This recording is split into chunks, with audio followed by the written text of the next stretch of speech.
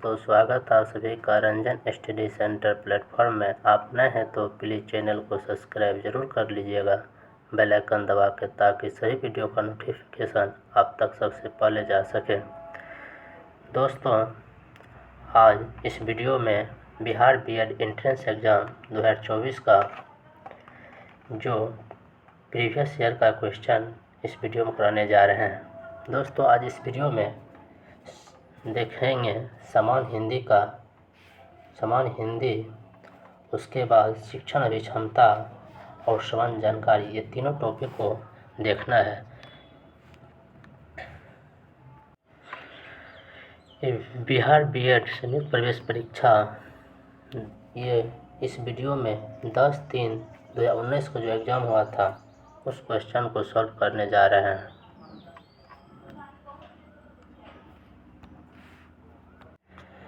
चलिए दोस्तों, question solve करते हैं। पहले समान हिंदी को देखते हैं। 15 क्वेश्चन है।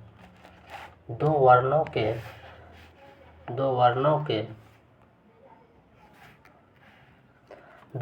के मेल से उत्पन्न विकार को क्या कहते हैं?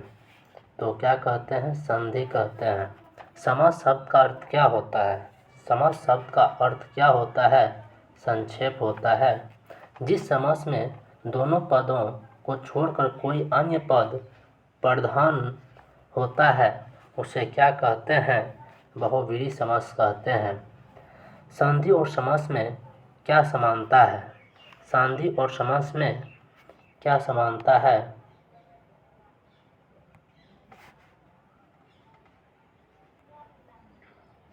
संधि और समास में क्या समानता है? तो दोनों में शब्द संक्षिप्त हो जाते हैं। लोटा डोरी कौन सा समास है? तो लोटा डोरी द्वंद्व समास है। हथकड़ी में कौन सा समास है? हथकड़ी में तत्पुरुष समास है।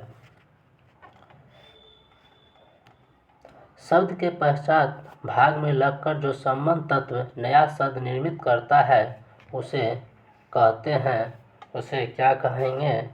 प्रत्यय कहते हैं। घुमक्कर में कौन सा प्रत्यय है? घुमक्कर में कौन सा प्रत्यय है? घुमक्कर में कौन सा प्रत्यय है? तो ये हो जाएगा अक्कर, जो है घुमक्कर में प्रत्यय हो जाएगा। कवि बिहारी लाल किस रास के कवि है? तो हो जाएगा श्रृंगार कवि है। दोहे के पहले और तीसरे चरण में कितनी मात्राएं होती है?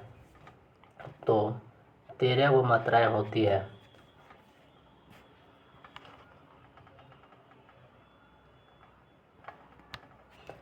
तीन बेर खाती सो तीन बेर खाती में कौन सा अलंकार है? ये कौन सा अलंकार है? तो ऑप्शन हो जाएगा यमक। अंडे को शाहजादा मुहावरे का सही अर्थ का चयन कीजिए। तो इसका हो जाएगा अनुभवहीन व्यक्ति।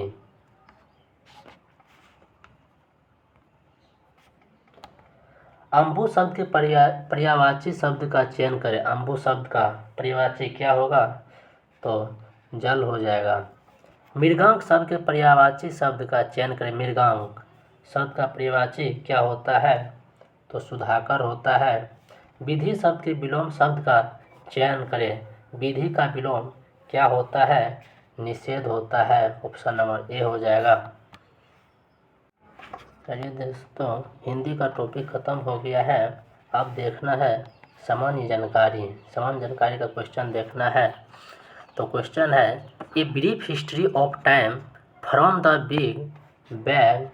Big bang to black holes नामक पुस्तक किसके द्वारा लिखी गई थी? तो ये पुस्तक लिखे गए थे स्टीफन्स डब्ल्यू हॉकिंस के द्वारा लिखे गए थे। कलकत्ता डैश में स्थापित किया गया था। कलकत्ता का स्थापना कब हुआ था? तो ऑप्शन हो जाएगा 1690 में। बैक्टीरियोफेज शब्द का प्रयोग किसने किया था? बैक्टीरियो शब्द का प्रयोग किसने किया था? फेलिक्स डी हेरले ने किया था।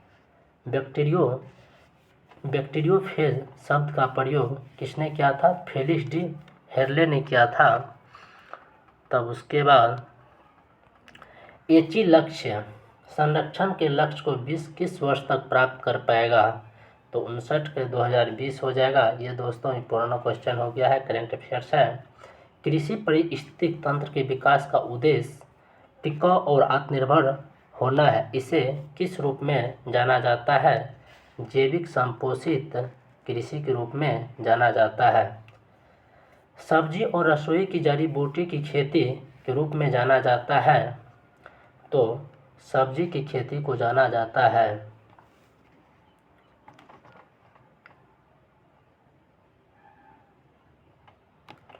निम्नलिखित में से कौन सा शहर श्रीलंका की प्राचीन राजधानी है, तो अनुराधापुरम हो जाएगा। चाबहार पोर्ट डैश में स्थित है, चाबहार पोर्ट ईरान में स्थित है। वन्यजीव अभयारण्य जहाँ कोई भी पेड़ झाड़ियाँ, जड़ी बूटियाँ और कई प्रकार की जानवरों जैसे कि बंदर, पक्षी, हाथी, सांप, मेढक इत्यादि देखा जा सकता है। इस अभयारण्य का सबसे संभावित स्थान क्या होगा, तो ऑप्शन हो जाएगा उष्णकटिबंधीय क्षेत्र हो जाएगा। ये दोस्तों ये करंट अफेयर्स है, इसको छोड़ देते हैं, ये पुराना हो गया है। तब उसके बाद भारत को एक आत्मनिर्भर और एक स्व उत्पादक अर्थव्यवस्था के रूप में स्थापित करना किस पंचवर्षीय योजना का प्राथमिक लक्ष्य था, तो इसका हो जाएगा तृतीय पंचवर्षीय योजना हो जाएगा। भारत में राज्य की योजना के लिए केंद्र सहायता का आवंटन का निर्धारण करने के लिए गॉडगिल फार्मूला डैश में शुरू किया गया था। किस पंचवर्षीय योजना के समय में शुरू किया गया था, ये हो जाएगा चौथी पंचवर्षीय योजना के समय में शुरू किया गया था।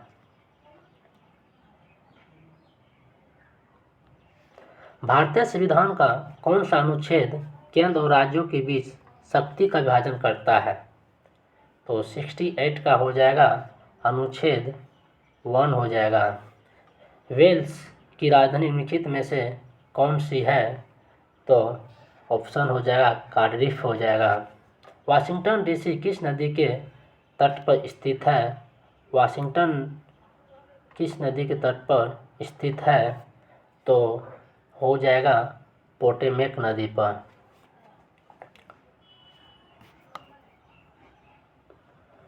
भारत के 70वें गणतंत्र दिवस के मुख्य अतिथि कौन थे, तो ये हो जाएगा दक्षिण अफ्रीका के राष्ट्रपति सिरिल रामाफोसा थे।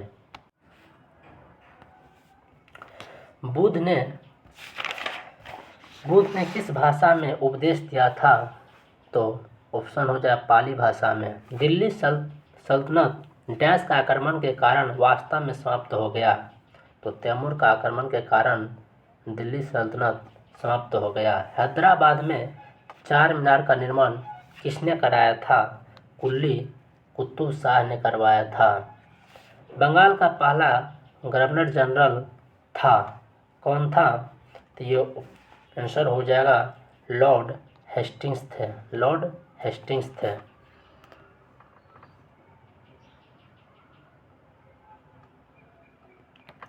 वंदे मातरम पहली बार भारतीय राष्ट्रीय कांग्रेस के डैश सत्र में गाया गया था, तो हो जाएगा 1896 में गाया गया था।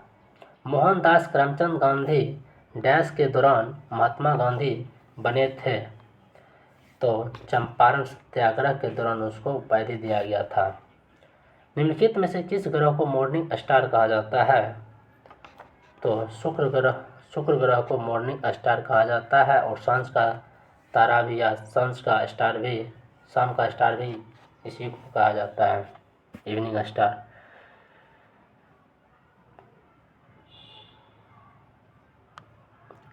निम्नलिखित में से भारत ने फ्रांस से कौन सा अधिग्रहण किया था,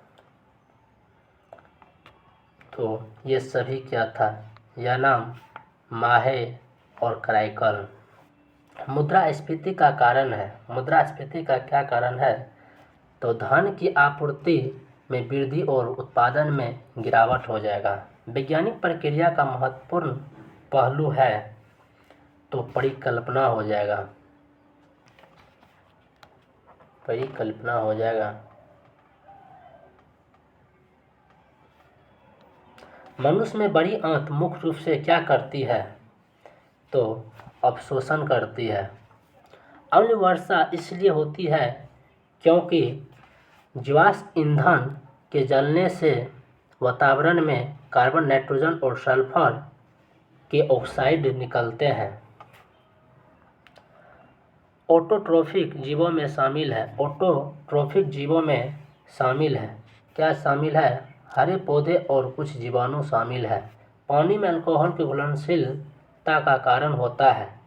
ये क्या कारण हो सकता है? तो हाइड्रोजन बॉन्डिंग हो सकता है।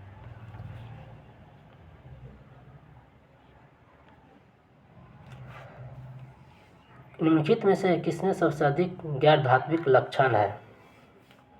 तो ये एफ हो जाएगा। आर्क्योप्टेरिक्स जीवाश्म अवशेष की एक डैश के बीच एक कड़ी है। तो सरीसृप और पक्षी के बीच एक कड़ी है।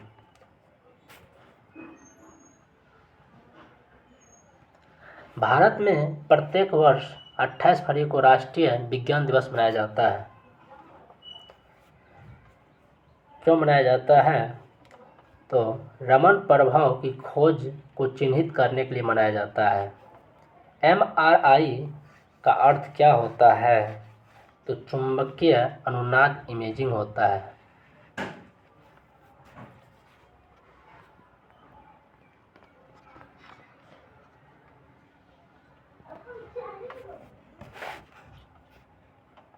गन मेटल में शामिल है। गन मेटल में क्या शामिल है?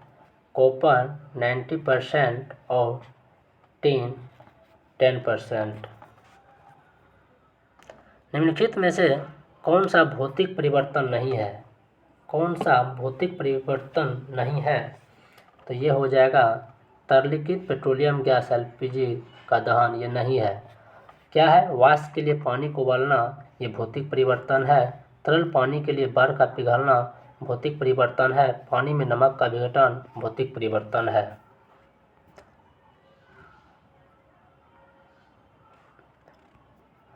अंतर्राष्ट्रीय जैविक विविधता के लिए अंतर्राष्ट्रीय दिवस हर साल कब मनाया जाता है? तो हर साल 22 मई को मनाया जाता है। डीऑक्सीराइबोन्यूक्लिक एसिड डैश नहीं रखता है। क्या नहीं रखता है? तो यूरासिल नहीं रखता है। क्या क्या रखता है? एडेनिन रखता है, ग्वानिन रखता है और थायमिन रखता है।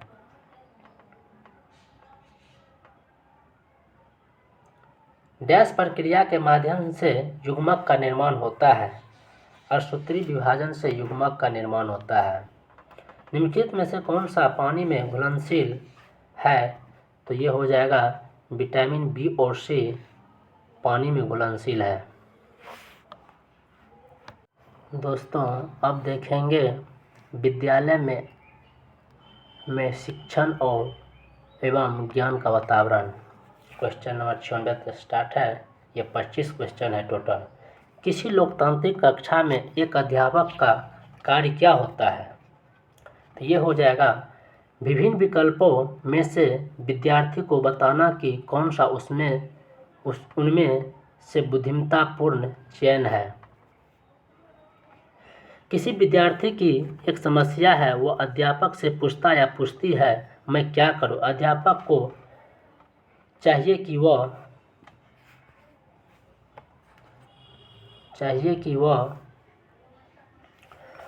विद्यार्थी से स्वयं को पहचानने के लिए कहना, जिससे कि वह अपनी हल करने की पहचान सके।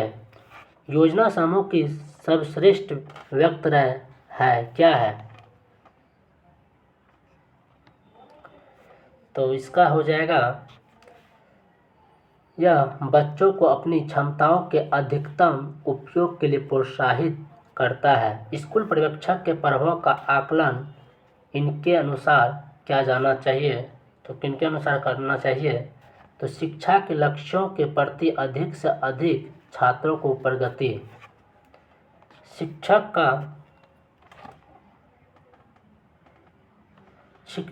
का सबसे महत्वपूर्ण कार्य क्या है? तो इसका हो जाएगा आंसर, तो छात्रों के विकास पर पूर्ण ध्यान देना। जैसा कि कक्षा के लिए लागू होता है, अभिप्रेरण में शिक्षक की भूमिका अनिवार्य रूप से डैश का विषय है। तो ये हो जाएगा जागरूक और चेतन विद्यार्थी की ऊर्जा को रचनात्मक दिशा की ओर प्रवाहित करने का। तब उसके बाद नेक्स्ट क्वेश्चन देखते हैं, अध्यापक की मुख्य उत्तरदायित्व क्या होता है? तो आंसर देखते हैं क्या होगा।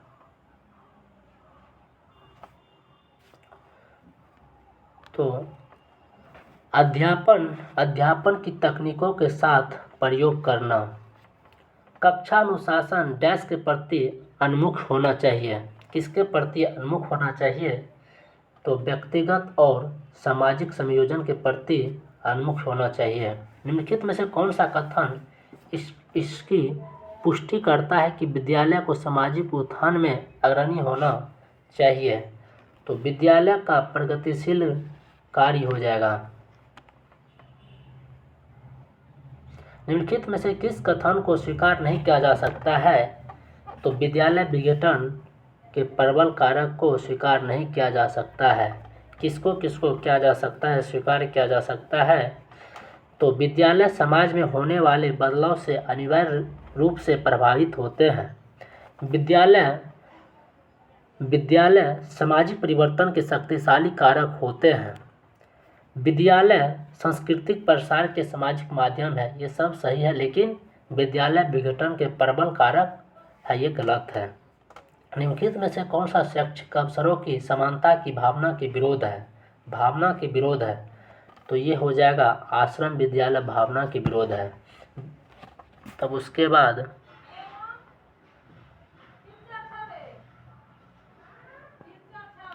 विद्यालय अपने कार्यक्रमों के माध्यम से विद्यार्थी को डैश सहायता करता है। क्या सहायता करता है? तो सुसंस्कृत बनाने में सहायता करता है। कक्षा अध्यापन का मुख्य उद्देश्य होना चाहिए। क्या होना चाहिए? तो शिक्षार्थियों में आत्मविश्वास बढ़ाना चाहिए। विद्यालय में शैक्षिक वातावरण पर विपरीत प्रभाव पड़ सकता है यदि हमेशा शारीरिक दंड किया जाए।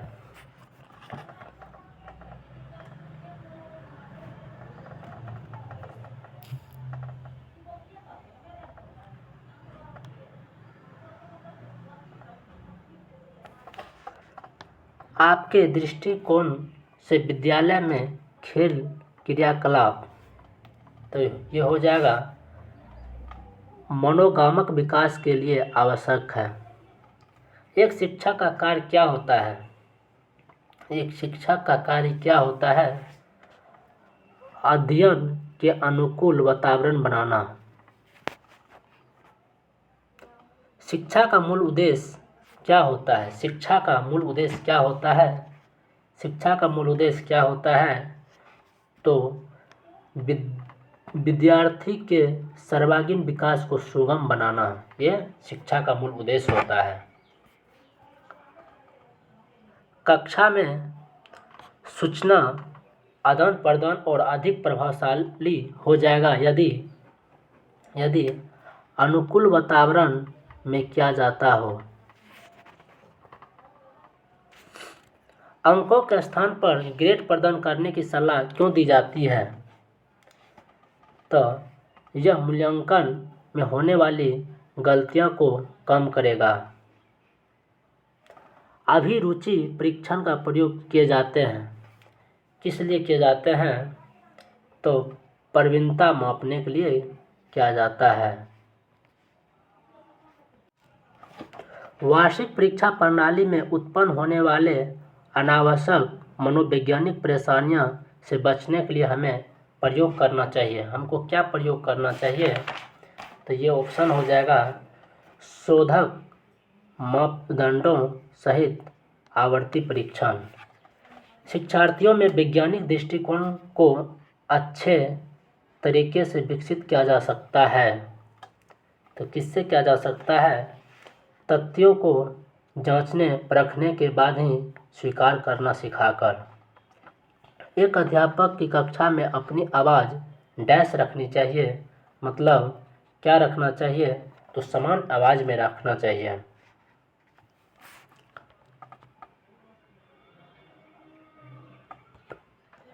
किसी विद्यार्थी के गलत जवाब को निपटारे के लिए निम्न में से कौन सा कार्य करना होगा? तो ये हो जाएगा व्याख्या करना और दोबारा उत्तर देने का मौका देना होगा। एक अध्यापक अधिक प्रभावी हो जाएगा यदि यदि यदि वह शिक्षार्थियों को पढ़ाई में निपुणता प्राप्त करने में सहायता करता है। अगर दोस्तों आपको वीडियो अच्छा लगेगा तो लाइक एंड सब्सक्राइब ज़रूर कीजिएगा। जय हिंद। दोस्तों अगर आपको PDF चाहिए तो व्हाट्सएप नंबर पर मैसेज करके पूरा सिलेबस का PDF ले सकते हैं, पूरा प्रीवियस ईयर का सिलेबस ले सकते हैं।